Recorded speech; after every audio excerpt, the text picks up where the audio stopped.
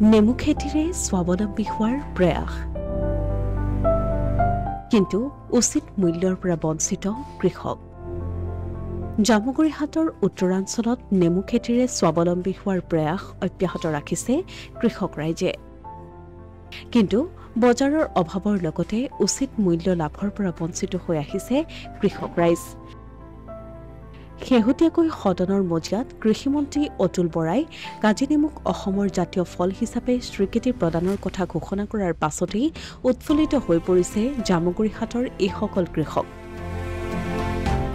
কাজি নেমুক জাতীয় ফল হিচাপে ঘোষণা কৰা কৃষিমন্ত্ৰীগৰাকীক ধন্যবাদ আৰু কৃতজ্ঞতা জ্ঞাপন কৰি কৃষক ৰাইজে এই নেমুৰ উপযুক্ত বজাৰ সৃষ্টি কৰি কৃষকক উচিত মূল্য প্ৰদানৰ ব্যৱস্থা কৰিবলৈও দাবী জনাইছে। উল্লেখযোগ্য যে জামুগুৰিহাটৰ উত্তৰ অঞ্চলৰ আজাৰগুৰি, বৰডিকৰাই, মৰিখুটি, বালিজুৰি আদিকে ধৰি বিভিন্ন ঠাইত প্ৰচুৰ পৰিমাণে বিভিন্ন প্ৰজাতিৰ নেমু উৎপাদন কৰা হয় আৰু ইয়াৰ ভিতৰত গৰিষ্ঠ সংখ্যকেই কাজি নেমু। এই কাজি নেমুসমূহৰ ভিতৰত গুটি নাথাকে বুলিও জনাইছে কৃষকে। অঞ্চলটোৰ বহুসংখ্যক কৃষক ৰাইজে দীৰ্ঘদিন ধৰি ২-৩ বিঘাকৈ মাটিৰ নেমু খেতিতেই আত্মনিয়োগ কৰি পৰিয়াল ভৰণ পোষণৰ প্ৰচেষ্টা অব্যাহত ৰাখিছে যদিও বজাৰৰ অভাৱত উচিত মূল্যৰ পৰা বঞ্চিত হৈ আহিছে কৃষকসকল।